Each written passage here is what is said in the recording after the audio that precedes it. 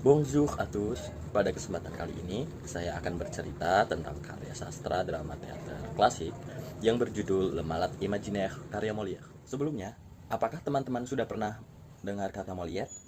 Ya. Molière adalah nama panggung dari Jean-Baptiste Poquelin, seorang dramawan, penulis, dan juga direktur dalam sebuah perusahaan teater komedi klasik bernama Comédie Française pada abad 17 di Prancis. Molière merupakan anak dari golongan bourgeois yang memilih untuk menjadi seorang aktor drama teater saat masih berusia 20 tahun.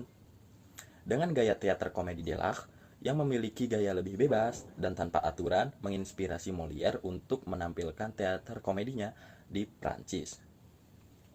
Adanya aturan teater klasik Les Trois Unités, di mana waktu, aksi, dan tempat harus ditampilkan saat itu juga dalam satu kesatuan. Selain itu, teater harus mengandung nilai kesopanan dan kebenaran tanpa mementaskan teater dalam bentuk senonoh dan membodohi masyarakat di Prancis. Namun, menurut Molière itu terlalu berlebihan, dan ia menolaknya karena gaya teaternya yang lebih bebas dan memandang bahwa golongan gereja dan golongan atas memiliki kemunafikan dalam penggunaan kekuasaannya terhadap rakyat Prancis.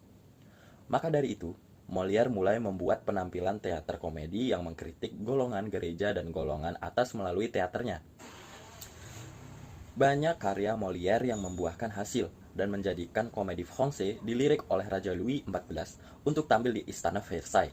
Dan salah satunya adalah Le Malade Imaginaire yang mengkritik esensi di dalam keluarga dan kesombongan para dokter pada masa itu di Prancis. Karya ini merupakan karya terakhir Molière sebelum ia meninggal. Teater Le Malade Imaginaire terdapat 5 tokoh utama, yaitu Molière sebagai Argan, Belin sebagai istri Argan, Angelique sebagai anak sulung Argan, Toinette sebagai pelayan Argan, dan Beralde sebagai saudara Argan. Awal drama ini menceritakan tentang seorang bernama Argan yang sudah sakit-sakitan dan berobat ke sana kemari dan menikah kedua kalinya dengan Belin, di mana istrinya hanya menunggu kematiannya saja dan untuk mendapatkan warisannya secara penuh. Argan mengalami pendarahan dan secara rutin meminum obat yang sudah diresepkan oleh dokter yang sangat sombong dan berbelit-belit, di mana lebih mementingkan ketenangan pasien daripada kesembuhannya.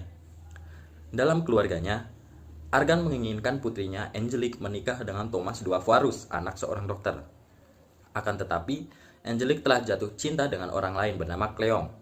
Karena telah merasa disia-siakan oleh keluarganya, akhirnya Argan berdiskusi dengan pelayannya dan saudaranya untuk mengetahui siapa yang benar-benar menyayangi dirinya yang sudah sakit-sakitan itu. Apakah istrinya ataukah anak sulungnya? Akhirnya Toinette memberikan saran kepada Argan untuk memintanya pura-pura meninggal dan melihat reaksi anak dan istrinya tersebut. Kemudian Toinette sang pelayan menyamar menjadi dokter, dan Argan pun menyetujuinya. Singkat cerita, Toinette memanggil istri Argan dan memberitahu bahwa suaminya telah meninggal. Dan kegembiraannya pun tak bisa dibohongi karena terbebas dengan suaminya Argan dan bisa mendapatkan warisannya secara penuh. Sedangkan Angelique dapat merasakan kesedihannya yang sangat tulus atas kematian ayahnya. Dia memutuskan akan melanjutkan hubungan dengan Cleon dengan syarat dia harus menjadi dokter terlebih dahulu.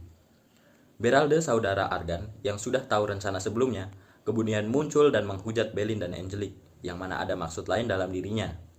Tak lama setelah akhir dari teater Le Malade Imaginaire itu, Molière tiba-tiba mengeluarkan darah dari mulutnya, dan kemudian dia dibawa ke rumahnya, dan dia pun meninggal di rumahnya dengan masih menggunakan gaun teater Le Malade Imaginaire karya terakhirnya itu. Seperti yang sudah saya jelaskan tadi, isi teater komedi Molière bukan sekedar lelucon semata, tetapi terdapat nilai sosial, agama yang terkandungnya. Le Malade Imaginaire mengkritik perilaku dokter yang sombong dan merasa dirinya paling pintar, perilaku keluarganya sendiri yang munafik, di mana di saat seseorang terdekat kita pergi, disitulah perasaan yang sebenarnya kita rasakan. Sebagai makhluk sosial, kejujuran adalah hal yang penting dalam berinteraksi kepada orang lain, agar terciptanya keharmonisan dalam sebuah kelompok. Sekian penjelasan dari saya, terima kasih. Merci beaucoup.